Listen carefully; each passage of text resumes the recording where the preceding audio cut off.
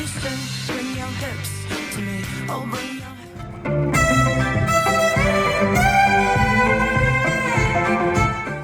kiss,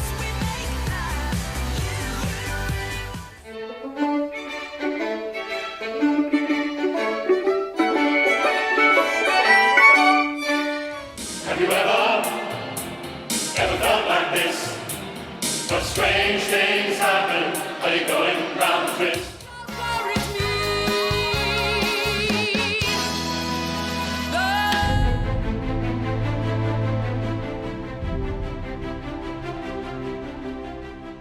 Hi there, I'm Michaela Bannis and welcome to the Great Australian Binge winners announcement. Before we kick off, I just want to take a moment to acknowledge that I am currently on Boonwurrung land and pay my respects to the traditional custodians of the land that I'm on, the Boonwurrung people, elders past, present and emerging.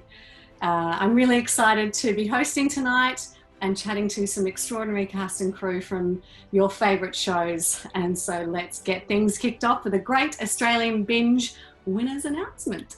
To kick things off, I'm actually going to have a little chat with the show that came into 6th position because we had a really close battle for 5th and 6th position for the Great Australian Binge. So let's take a look at who came in at number 6.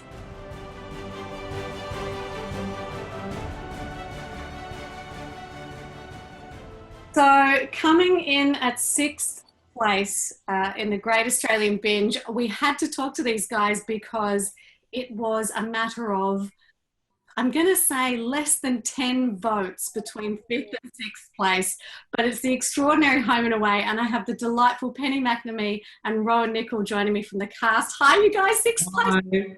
Home and Away has been an extraordinary part of our Australian landscape in television for, since it aired in 1988. I mean, who didn't want Tom and Pippa to be their parents? I know I did. And, you know, shows in the Logies Hall of Fame. It's revered not only in Australia, but all around the world. People are just mad for it.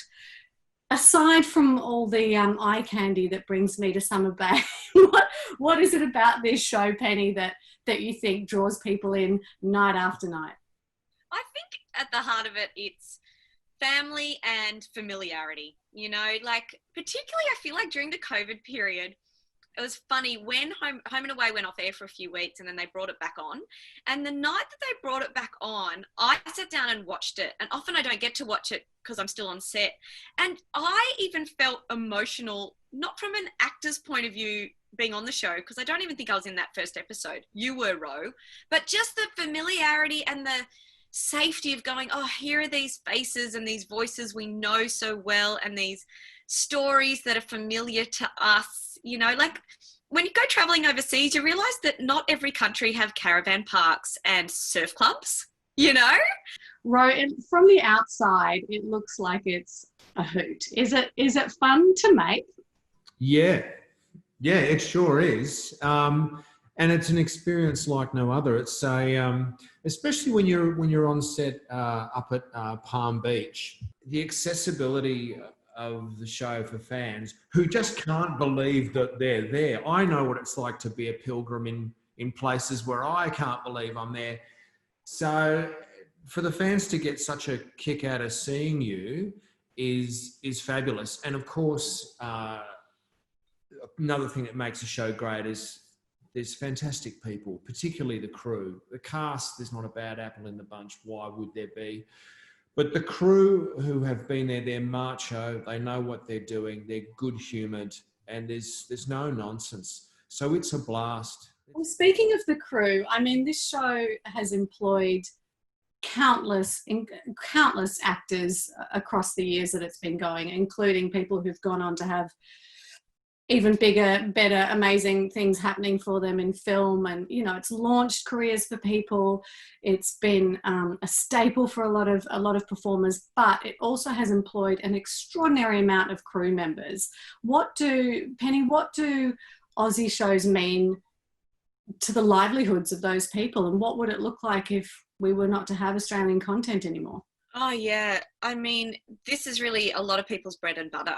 And I think what people forget about Australian shows too is, you know, we're not Jennifer Aniston on Friends. We're not getting $1 million an episode, and the crew get paid even less than the actors. It's not big bucks we're talking there. You know, some of them are on minimum wage, and you know, they kind of work their way up to a pretty standard wage. And so, you know, I was really worried about the welfare of a lot of the crew during this time because we got stood down straight away without pay. And a lot of the crew are just mums and dads. They're in their 40s, they're in their 50s, some of them are in their 60s, and they've got mortgages to pay and school fees to pay. And yeah, a show like Home and Away employs hundreds of people.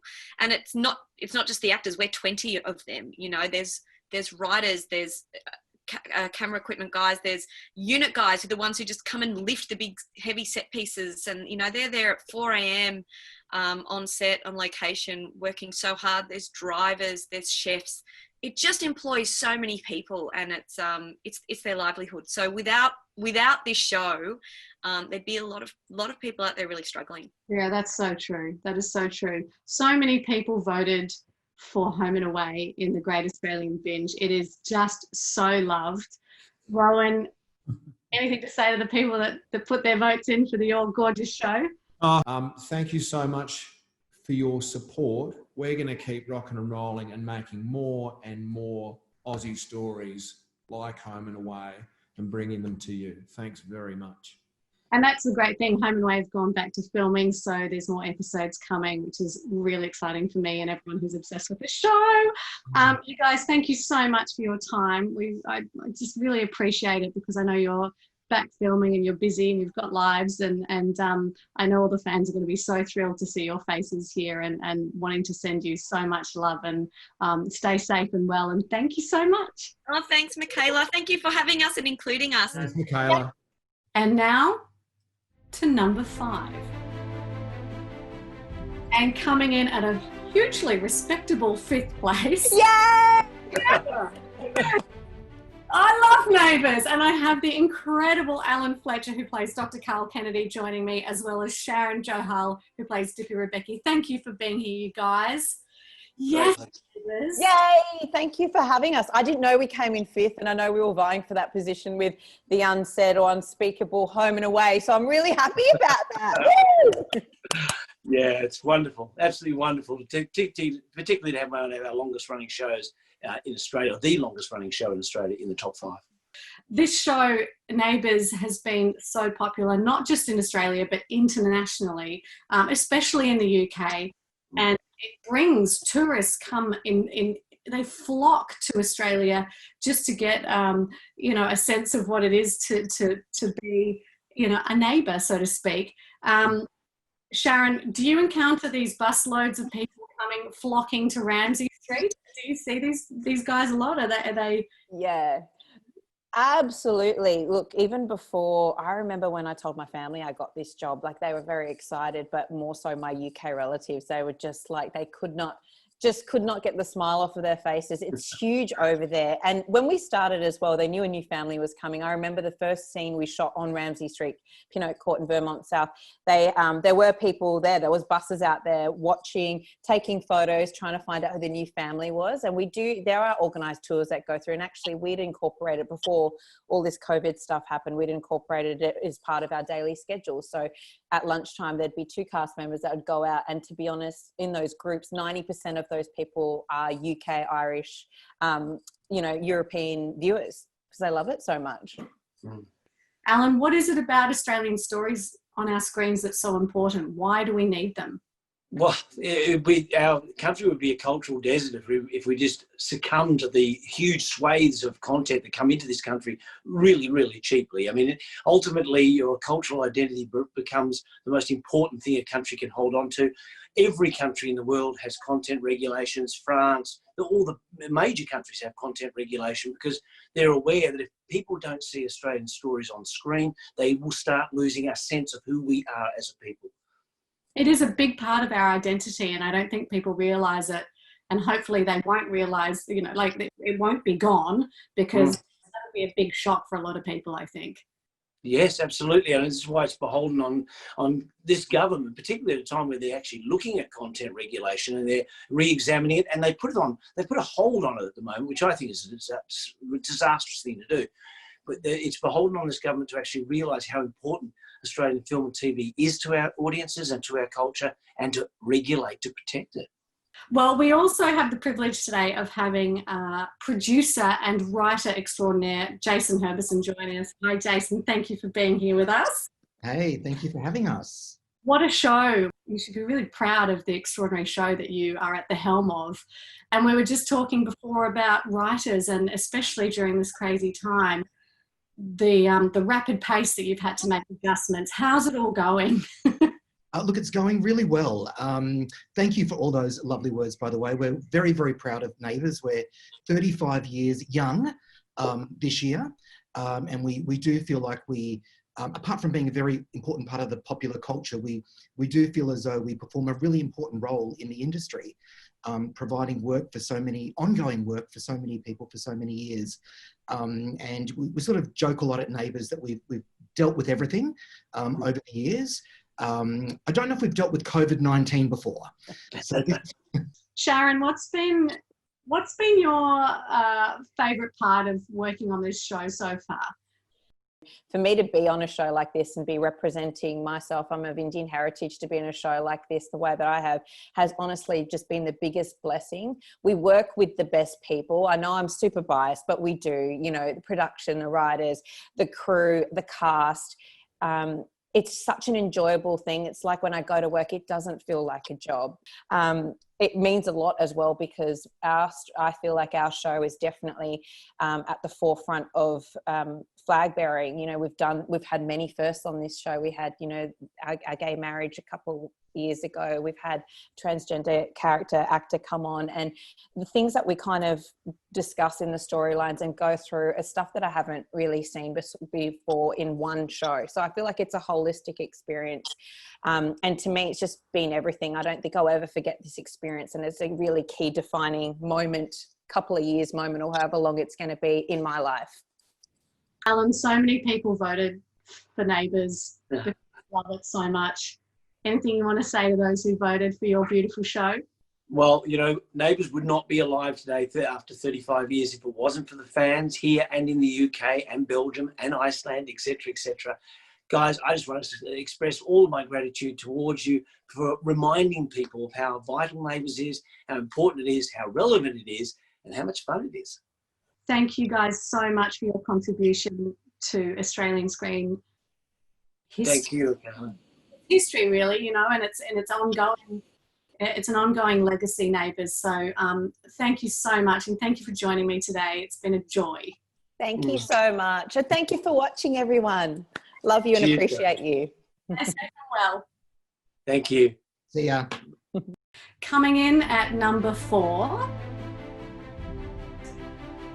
So coming in at 4th place in the Great Australian Binge is the iconic show Kath and Kim, and I have the incredible Gina Riley joining me. Hi, Gina. Hello. 4th place. Woohoo. I mean, the show has had 32 episodes. It's had a telemovie. It's had a film. There isn't an Aussie who wouldn't know what you're referencing if you were to say, look at nerd. So, and after all this time, the show is still so loved. Why do you think it's sort of stood the test of time like it has? Oh, God, that is anybody's guess, really. And I think the answers to that are as extensive as Kath's wardrobe. All I can say is that we wrote a show that we found funny. We thought about 3 other people would like it. And we just went, oh, look, we're just going to put in everything we like and we think is funny. And, it's just people respond to all sorts of different things. I think it is that thing of recognizing yourself, sort of dealing with things that happen every day. But I also think it's funny wigs and funny costumes as well. You can analyze it any which way you like. So Kath and Kim landed in 4th place overall in the Great Australian Binge, but it was the number 1 comedy series that people voted for. And yeah. Meant to be a comedy. It's Australia's favourite comedy. And in fact, people voted from overseas as well. And so it's loved not just here, but internationally. What an incredible thing. I mean, it stood the test of time. Oh, well, that's amazing. That's amazing. We're all very thrilled here. Well, when I say we, me, myself in this room, I'm very thrilled. And all the characters within me are thrilled as well. Words, truths, just it's. Oh, it's so great, Michaela. Beautiful. Thank you so very much. Right. Yeah, I am truth now. Well, people voted for it in droves. I think I've always wanted to know, did you get the giggle? Like, because I laugh out loud at this show, and I'm not someone who laughs out loud at everything. I really enjoy comedy, but I laugh wholeheartedly when I watch Kath and Kim. And I keep thinking, I don't know how you guys got through shooting most of it. Was there anyone notorious for getting the giggles? Oh, look, it was difficult at times. You know, we all had our turns at not being able to finish scenes. And, you know, historically, our director, Ted Emery, did once, while we were doing Fast Forward, cancel a scene and order us off set, all the women. So we all have had a bit of a turn at laughing, you know. So, no, it was so much fun, I have to say. And you can't say that about every job you do, but once, because Jane and I would write the show and we would spend about a year writing it. And that's just the two of you in a room going, is this funny? Is this funny? I don't know, makes me laugh. Okay. And then you get on set and then everybody else is sort of adding their bits. And it's just, you know, it was so much fun. It's honestly, sincerely, one of my all-time favourite shows. And I'm so thrilled that it got voted into this binge, because it's my go-to when I'm feeling a bit crappy. If I need to pick me up, I go and I watch you and I watch Jane, and I just feel like I'm at home and I have a good old laugh. So thank you so much. Oh, that is so nice. And, you know, that is one of the most amazing things about the show that we never, ever predicted would happen, that people say that. You know, if you can lighten someone's load or just make half an hour of someone's day a little bit, you know, give them a laugh. I mean, that's a pretty amazing thing to have done. So I feel so happy and proud and just so thrilled that everyone still likes it.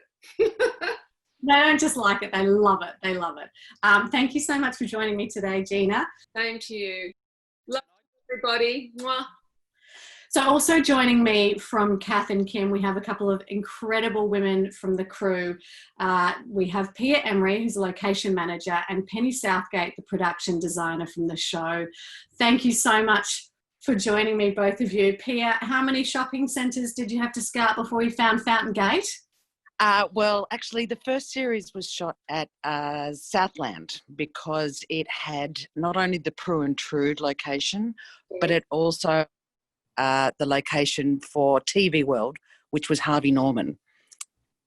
So that was perfect. It also, the car park when the skanky girls were going around was there.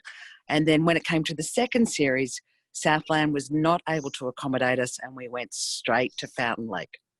I love that. I love that. And Penny, as the production designer, what's been the most fun element of helping create this world that the Kath and Kim exists in? Oh, I mean, it always goes back to the characters and creating that world from the characters. And, you know, with Kath and Kim, it was a joy because you had the creators right there and then who were the best resource, who knew and lived those characters. So you could always go to them to say, now, will the swing seat be an appropriate thing? Would, you know, that be something that you can see you can use, you know, the creating the degrees that went on the wall for Kath. And it was so much fun to just, you know, have little brainstorming sessions to see if we could come up with things that would work in their world. So, you know, the characters were such a joy and so beautifully crafted that gave you all the inspiration you needed, really, I think. Do you watch shows that you work on? Is this a show that you watched? Absolutely. And again, from a location perspective, with progress, there are a lot of locations in the series that are no longer there. They've been pulled down or turned into apartments. So there's still actual great suburban history in that show that is now only able to be seen on screen. I just had to show you my my box set that was given you, the little the clutch. So that's got all the DVDs in there. So, you know, a little bit of merch doesn't go astray. Love that so much. Yeah. Leah, Penny, thank you so much for your incredible work on this show. It came in 4th place, but it was the ¡1 comedy. It was voted the favourite comedy. We were robbed. We were robbed. And it stood the test of times. Thank you for your contribution to this incredible show, and thank you for coming along today and chatting to me. I really appreciate it. Absolute pleasure. Pleasure. Thank you. Jinx. In 3rd place in the Great Australian Binge. So joining me today from Mystery Road are Nairi Pigram, who plays Leonie, and Tasma Walton, who plays Mary Swan. You guys, Mystery Road came in 3rd place in the Great Australian Binge. Congratulations. Hey, that's deadly. It is such an amazing show. I feel like it's all everyone's talking about on social media at the moment. Is like, 2nd season of Mystery Road. I've been hanging out for this. You know, and it premiered at the Berlin International Film Festival and sold out. Like, this is a show that's being recognised internationally, nationally. Like, people just loving it. Tasma, what do you think it is about this series that just resonates so strongly with people? Look, I think it has a little bit of everything. Terrific characters helmed by this sort of lone cowboy, Jay Swan. It has that really fascinating sort of cinematic quality to it. The landscape is incredible. The characters have a lot of depth and range, and it's, you know, it's all kind of centered around a mystery, which is always addictive viewing when you can get it right. You know, you want to solve the mystery. So I think it has several different elements that combine to create a really watchable show. Yeah. Oh, it's addictive. Like binging hardcore. Hey, Nairi, I feel like in the last little while, and certainly this is reflective in the top 10 in the Great Australian Binge results, but I feel like stories with women at the fore and Indigenous stories are becoming more and more popular and into the mainstream viewing. What do you feel like there's been a shift in our storytelling on screen? I definitely think there has been a shift. It's been a long time coming, and it definitely makes me very proud to see what stories are being told, and the stories that are being told by Indigenous people. What is it about Australian stories that is loved so internationally, do you think, Nairi? I remember going over to America in 2005 for the Sundance Film Festival. It blew my mind that when I said where I'm from and that I'm Aboriginal, they just looked at me like, what? And so for me, that was a huge telling that we need to start telling stories about our true history, yeah, and representing that in film and television, and I think that's happening. I guess there's always been a fantasy about the outback and you know the Aussie battler overseas, and now I feel like there's huge respect for the true history, our Indigenous peoples as well, coming out. It's time. It's well overdue, as you said. Hey, Tasma, did you know this was going to be special? Because it's such a special series. Did you know that it was going to be special?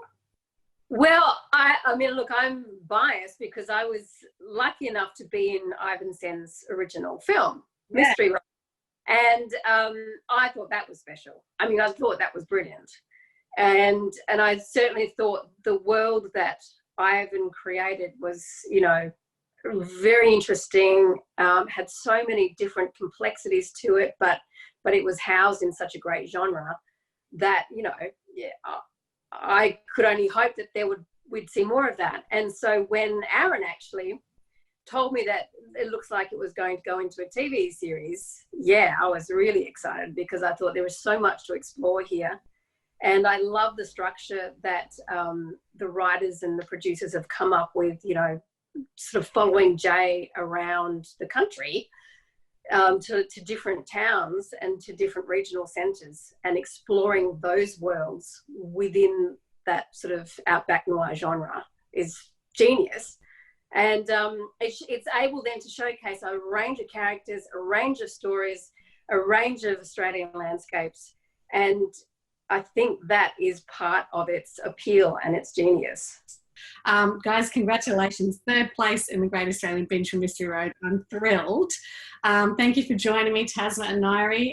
Big love, stay safe. And yeah, we'll see you soon. Thanks for having us, and thanks for the Great Australian Binge. It's so exciting. And coming in at 2nd place is... Joining me now is some of the cast and some of the crew from the incredible show Wentworth. Hi, you guys. Thank you so much for coming. Wentworth landed at 2nd place in the Great Australian Binge, which is oh, who do we have to kill? I don't get to that. But joining me is the wonderful Kate Jenkinson, who plays Annie on the show, Radaboy Hick, who plays Ruby. We have Megan Tiltman, who is hair and makeup designer, and Adrian Dalton, who is the art director of the show. Thank you so much for joining me today. Fans just, I mean, they are mad about this show. They successfully campaigned really hard to bring this back when it was maybe not going to do another season, and they brought it back. Kate, what do you think it is about this show that people just love so fiercely? One of the big themes is survival. And I think especially in our current climate where we're isolated, these women in prison are also isolated. I think it's all about how we survive, what we are willing to do to survive, and how that kind of impacts our humanity. And even though the characters are in prison, I think it's kind of analogous for us all. I mean, we're all dealing with our own issues. And so I think that that's what people kind of resonate with the most. That's been my experience. But I think so many things like sisterhood, you know, trying to fight for your own inner freedom. I mean, the list just goes on and on, I think. Hey, Radaboy, you joined the show in 2018. Do you remember your first day on set, or do you remember coming into the fold? Yeah, my first day, so I started a week before the rest of the cast had arrived, so I hadn't met anyone yet. And just typical Wentworth, it was, my first day on set was crying, hugging, some more crying, almost dying. It was just like an intense day, but it was really incredible. Full on. Yeah, that's the thing with this show is there's no sort of, you can't phone it in, can you? No, you can't. You kind of just get thrown into it. It's a massive roller coaster ride. It takes a little while to get used to it, maybe a week or so, and then you're in the flow, and then all of a sudden you're in this powerful machine. Yeah. Oh, I can only imagine. Hey, Adrian, what's it been like creating this prison and creating this world? Challenging because you don't have the ability to decorate like you would any other environment. Prisons have very strict rules. Certain doors do and don't open. They don't have the ability to walk around wherever they want to. We only get tiny little opportunities to show anyone's character's personality because we only have a really small board inside their cell. That's tricky, but it's also a lot of fun. You know, having these restraints, it's different to any other project. So yeah, it's been a blast. Speaking of creating that world, Megan, you know, some people would foolishly say that this is a no hair and makeup show, which is absolute rubbish because of like Maxine and Boomer, for example. I mean, your work has been so extraordinary. What are some of the things that you're doing with hair and makeup to create, to help, because hair and makeup is such a big part of creating character. I know for me as a performer, that's definitely a collaboration. What have you enjoyed most about co-creating these characters? I think it is trying to make it look like a no makeup show. It's, you know, keeping that realism in there, so that people aren't distracted by what you're doing. So, you know, you mentioned Maxine, who was a man playing a transgender woman, a look that was designed by our former head of department, Tess Natoli, which was just incredible, to the point where it became such a core part of Socrates' transformation into the character as well. And it had a few different looks as the show progressed. I think, you know, we have a very big main cast. It's quite unusual, I think, for a show to have, what are we up to, 12, 13, 14, 15 key cast members, and it's a prison, so they're always there. Yeah. You know, for the dining room, everyone has to be there. If they're not, so, well, why are they missing? So, you know, it's a lot to get through with a team of 4 people. We've got some quite long makeups. We call them prison make-unders. So, you know, Boomer's look, which is obviously broken down significantly and teeth stained, and the teeth amazing. Yeah. So those sorts of things. And then on top of that, obviously dealing with the violence element. You know, there's constantly massive injuries that are being tracked through the season. So, you know, trying to keep your head around the continuity of that as you progress through the show is, it's mind-boggling at times, but it just keeps it interesting. And that's why so many of the crew have been back for, you know, some of them for all of the seasons, you know. And I'm so thrilled that Wentworth has come in at 2nd place, a show about women, amazing, credible, broken, vulnerable, strong women. Brilliant. I'm so thrilled. Congratulations, you guys. Thank you so much. Thank you, Michaela. Thank you. Thank you. And here we are, you guys. I'm about to announce who has won the Great Australian Binge. If I had a drum kit, I would do a drum roll. It would go like this.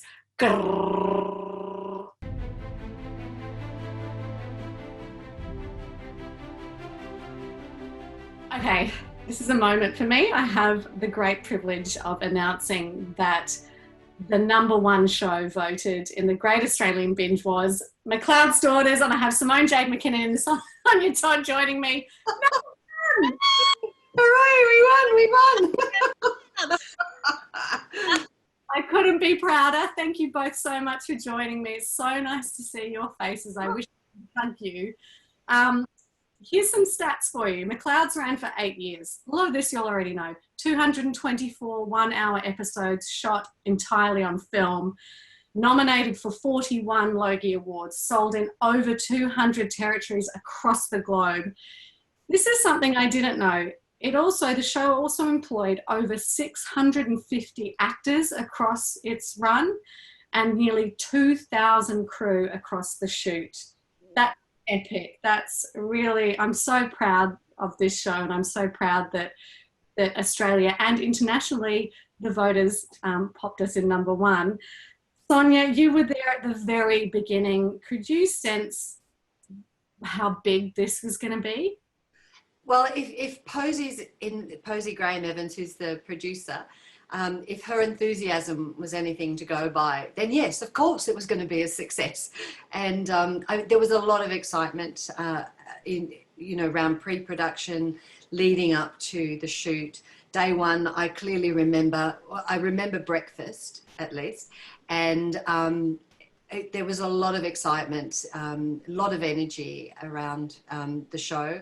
And we were ready to get in, push our sleeves up and make a hit.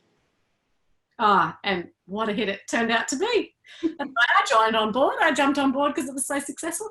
Sim, you know, it's been over a decade since this show completed filming. Why do you think people still love it so much after all this time? Oh, wow. I guess I think McLeod's is kind of like a comfort food from what I can gather from what people have told me. And it hasn't just been through this campaign and this pandemic. You know, McLeod's has been binged since it finished. People go through their box sets. They get new box sets. They find it on Hulu, on Amazon, on Stan, on wherever they can. And I don't know. I think the best way to describe it, it's comfort for them. It's like a big warm hug, I think. Yeah, it was a hard job. It was a big job for the cast and crew of the show. Do you have any favourite memories or anything that maybe people don't know about that happened? Well, I've got lots of really fond memories. I think, like I say, everybody was prepared to work really hard to make the show a success. And on screen, it looks beautiful. And I think that's part of the appeal of the show at the time, was that it looked different to anything else that was on TV. It came after a lot of cop shows, you know, where what we call dirty lenses, you know, long lens and lots of, you know, busyness and clutter in the frame. McLeod's Daughters was really epic and wide, and it suited that landscape so well. And it always looked magnificent and beautiful. And you know, why wouldn't you want to go there? What people probably don't realise, and you'll both be able to attest to this, was when it was hot, it was so hot. And when it was freezing cold, it was freezing. And I happen to have a photo that shows both of those things that I've happened to find, because I'm just doing a bit of decluttering in the storeroom in lockdown. So this is a photo of Bridie and myself. Oh, can you see it? Yep. So that's stinking hot, absolutely boiling hot. And then a few months later, you get this. It's so, where are we going? So freezing cold, and we had these enormous big jumpers, the coats and scarves and layer upon layer to keep warm. So it went from one extreme to the other. And I think people watching it on screen might not appreciate that. And no matter whether it was hot or cold, it was always windy. And what about the flies? Can I just say, how many flies do we think we all ate? Like, I actually think I hold the record, because I am the only cast member to not eat a fly on the show. So maybe we should explain to people when we would get new cast members on and they get on the horses and they think, oh, this is great. And they really get into it and they get so excited and their mouth would open in joy. And then we'd sort of try and time how long it would take before they swallowed a fly or rode into a fly and swallowed it. And then you got people going like this. Disgusting. I remember one summer there were so many, I sat down in the paddock and just buried my face in my hands just for a few minutes relief, you know, just to not have them on my face just for 2 minutes. Sim, there are so many stories that we have from this show and behind the scenes moments. One of them was during your wedding. Do you want to tell the story about that? Oh my God. I get asked about, you know, did you do the horse riding? Did you do the shearing, etc.? First of all, we did ride the horses, unless it was really dangerous, in which case we did have stunt riders. And we did do a lot of the shearing very, very badly. And then when it was close up to make us look good, we had stunt women shearing for us. But yeah, you had a really interesting experience during your character's wedding. My character's wedding, yes. Well, I designed that beautiful gown to go down over the rump like a Spanish style. And Steve Jodrell and I had this picture. Well, we knew that Stevie was riding up to the house with the girls, you know, beside her.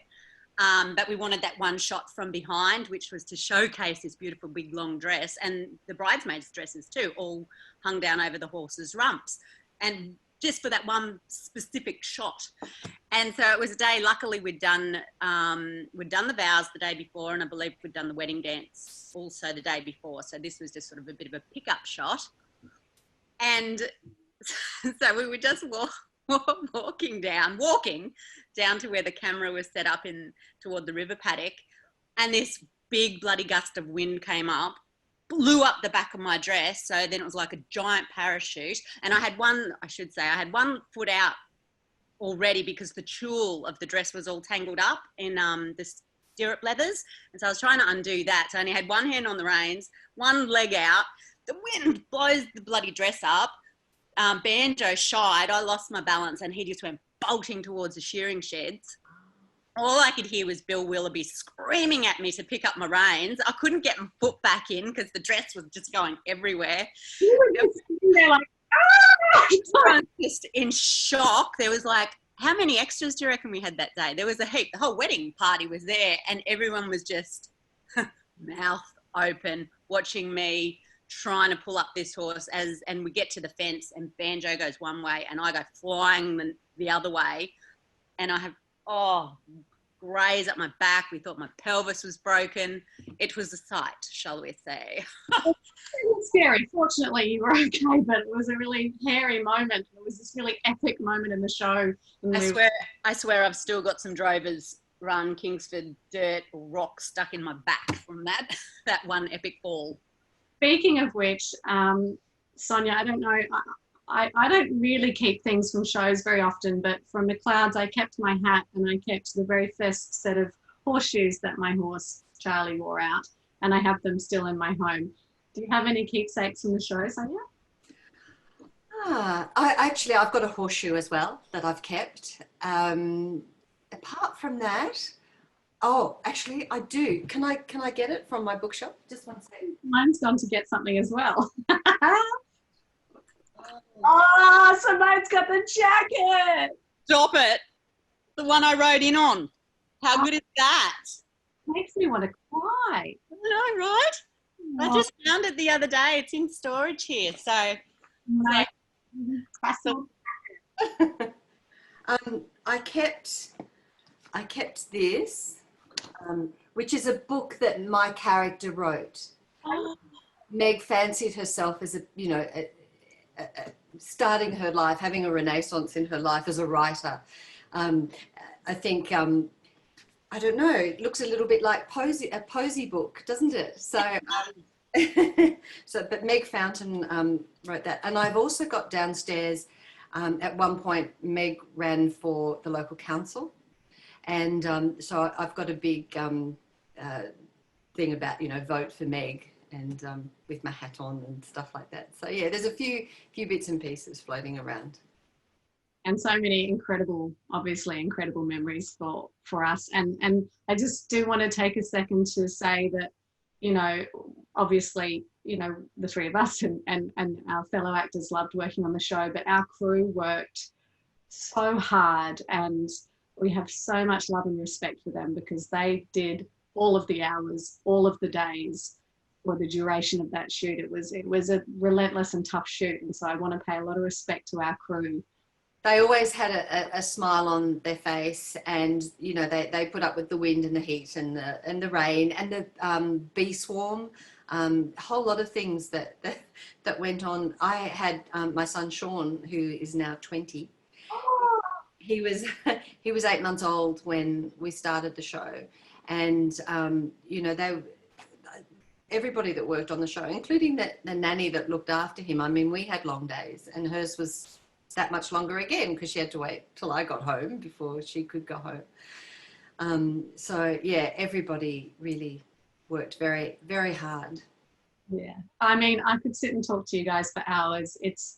When I saw both of your faces, it made me so emotional. It was so nice to see you both. Thank you so much for your time. I'm sending you both love. I hope you stay safe and well, and hope to see you in person soon. Thanks, Michaela. I had so too, Mika. And you too, Sonia. Bye. Bye.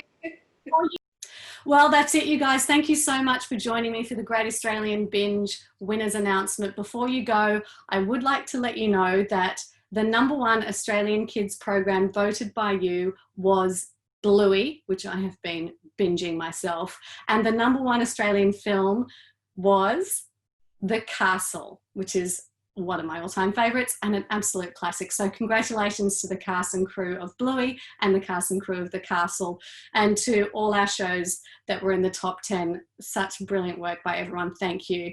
If you didn't get a chance to vote for the Great Australian Binge, that's okay. Please jump onto the website anyway. There is a petition there where you can support Australian creatives in the film and television industry. We need your support and help, and it will take you 30 seconds of your time, and we will appreciate that very, very much. And I hope everyone stays safe and well. Thank you so much. It's been a blast. See ya.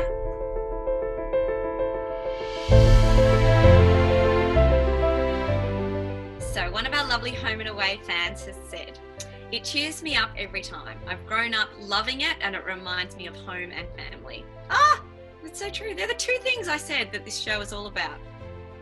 I've got one here. This is very pertinent. It employs Australians and shows Australian stories and language. We need to support all of our wonderful actors and production crews. Right on. Every era is different, but it's always feel-good escapism. With such a rich history and part of my daily routine, it's a cornerstone of Aussie TV. After 35 years and over 8,000 episodes, the show is a joy to watch and always entertaining.